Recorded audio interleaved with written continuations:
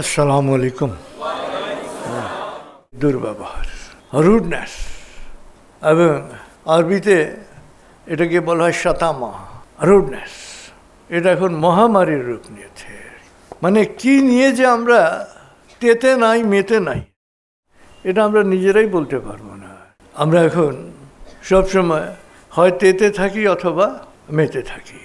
যখনই আমরা দুর্ব্যবহার করছি, যখনই গালিগালাজ করছি, যখনই বকাবকি করছি, যখনই রূঢ় শব্দ ব্যবহার করছি, তখন আসলে আমরা আমাদের সীমা লঙ্ঘন করছি এবং আমরা আমাদের ভেতরের যে অস্থিরতা, ভেতরের যে অশান্তি, সেটারই আমরা বহিঃপ্রকাশ ঘটাচ্ছি। এবং এই দুর্ব্যবহার আমরা সবচেয়ে বেশি করি দুর্বলের উপরে। এবং অনেক সময় মনে করি যে এই ব্যবহারটাই তার প্রাপ্য। এটা যে আমি ভুল করছি, অন্যায় করছি, এটাও মনে করি না, যে এটাই তার প্রাপ্য। এবং যেখানে আমি মনে করি যে দুর্ব্যবহার করলে, গালিগালাজ করলে, বকাবকি করলে আমি পার পেয়ে যাব, সেখানে আমি দুর্ব্যবহার করাটাকে আমরা মনে করি যে এটা আসলে তার প্রাপ্য। আমরা কিন্তু সবলের সাথে দুর্ব্যবহার করতে যাই না।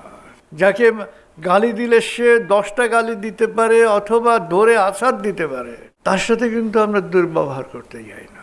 অকস্মাৎ কেউ করে ফেলতে পারেন, কিন্তু 99% মানুষ তার সাথে দুর্ব্যবহার করবে না। দুর্ব্যবহারটা অধিকাংশ ক্ষেত্রেই করা হয় যাকে দুর্বল মনে করা হয় তার সাথে। আমরা অধীনস্থদের সাথে দুর্ব্যবহার করি, গৃহকর্মীর সাথে দুর্ব্যবহার করি, অফিসের পিয়ন, দারোয়ান, ড্রাইভার, এদের সাথে দুর্ব্যবহার করি, স্ত্রীর সাথে দুর্ব্যবহার করি, স্বামীর সাথে দুর্ব্যবহার করি, সন্তানের সাথে দুর্ব্যবহার করি। আসলে দুর্ব্যবহার একজন কার সাথে করে? বন্ধুর সাথে হতে পারে, প্রতিবেশীর সাথে হতে পারে, সহকর্মীর সাথে হতে পারে। এবং বাসায় এই দুর্ব্যবহারটা সবচেয়ে বেশি হয়। আসলে যাদের প্রতি শ্রদ্ধাবোধটা কম, তাদের কথায় আমরা রিয়্যাক্ট করি সবচেয়ে বেশি। এবং দুর্ব্যবহারটাকে আমরা বলতে পারি রিয়্যাক্টিভ আচরণের সবচেয়ে ক্ষতিকর প্রকাশ হচ্ছে দুর্ব্যবহার। আসলে প্রযুক্তি আমাদের অস্থিরতাটাকে বাড়িয়ে দিয়েছে।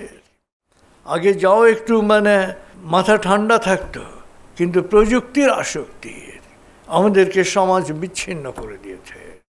এবং সমাজ বিচ্ছিন্ন হওয়ার ফলে আমাদের দুর্ব্যবহারের পরিমাণটা বেড়ে গেছে। আপনি যত মানুষ থেকে বিচ্ছিন্ন থাকবেন, মানুষের সাথে দুর্ব্যবহার তত আপনার বেশি হবে। ধরেন আপনার বাচ্চা, সে তার ঘরের মধ্যে মোবাইল নিয়ে আছে, আপনি তাকে ডাকতে যান, তেতে উঠছে। খাবারের কথা বলেন, তেতে উঠছে। গোসলের কথা বলেন, তেতে উঠছে। কেন? কারণ সে জানে যে দুর্ব্যবহার করে তেতে উঠে সে পার পেয়ে যাবে। এবং এই তেতে ওঠাটা, পার পাওয়াটা কিন্তু আস্তে আস্তে আস্তে আস্তে লাই দিতে দিতে আমরা তাকে মাথায় তুলে ফেলেছি। আমরা আসলে শাসন করতে যাই, প্যারেন্টিং করতে যাই, যখন সে আর প্যারেন্টিং চায় না, তখন প্যারেন্টিংটা আমরা ছোট থেকে করি না। এখন যারা মোবাইলে আসক্ত, প্রযুক্তিতে আসক্ত, তারা আমাদের হাতেই কিন্তু আসক্ত হয়েছে, মা বাবার হাতেই আসক্ত হয়েছে, কখনো ইচ্ছায়, কখনো অনিচ্ছায়। এই যে দুর্ব্যবহার এখনকার কিশোররা, তরুণরা কেন বেশি করছে? প্রযুক্তির আসক্তির ফলে সে আপনার কথা শুনতেই যাচ্ছে না, সে মানুষের কথা শুনতে যাচ্ছে না। শুনলেই সে বিরক্ত হচ্ছে, সে তেতে উঠছে। কারণ তার একটা ছায়ার জগৎ, এই জগতের আপনি অস্তিত্বহীন। ছায়ার জগৎটা নিয়ে সে আছে, এবং যখনই আপনি যাচ্ছেন, আপনার কথা তার ভাল লাগছে না, আপনাকে সে পছন্দ করছে না, আপনার কোনো কথাই ভাল লাগছে না। শুধু তার প্রয়োজন, যখন সে ফিল করবে তার খাবারের প্রয়োজন, সে খাবে। এবং যতক্ষণ সে ফিল না করছে, আপনি ফিল করিয়ে তাকে খাওয়াতে পারবেন না। এবং এটা স্বামী স্ত্রীর ক্ষেত্র, যারা প্রযুক্তি আসক্ত, স্বামী কি বলতে চাইছে স্ত্রীর এটা শোনার কোনো আগ্রহী নাই, স্ত্রী কি বলছে স্বামীর এটা শোনার কোনো আগ্রহী নাই। তো কিছু একটা বললেই তখন সে কি করে, চেঁচিয়ে জবাব দেয়। যখনই শোনার ইচ্ছা থাকে না, তখন সে চেঁচিয়ে চিৎকার করে জবাব দেয়। তো আসলে চারদিকে পরিমণ্ডলে যখন এই দুর্ব্যবহার, এই চেঁচিয়ে জবাব দেওয়ার, সন্তানও দুর্ব্যবহারকেই তখন স্বাভাবিক মনে করে।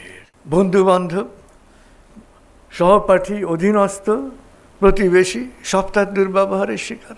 কেন? কোনো কিছুতেই তার মনোযোগ ধরে রাখার মতন অবস্থা নাই। মানে এখন রুডনেসের যে মহামারী, এই মহামারীর কারণ হচ্ছে মনোযোগ, মনের স্থিরতার অভাব। মনটা কোনো কিছুতেই স্থির না, কোথাও না। তাহলে এই যে দুর্ব্যবহার কি করে, এটা কিন্তু রাসূলুল্লাহ সাল্লাল্লাহু আলাইহি ওয়াসাল্লাম খুব স্পষ্ট করে বলে গেছেন।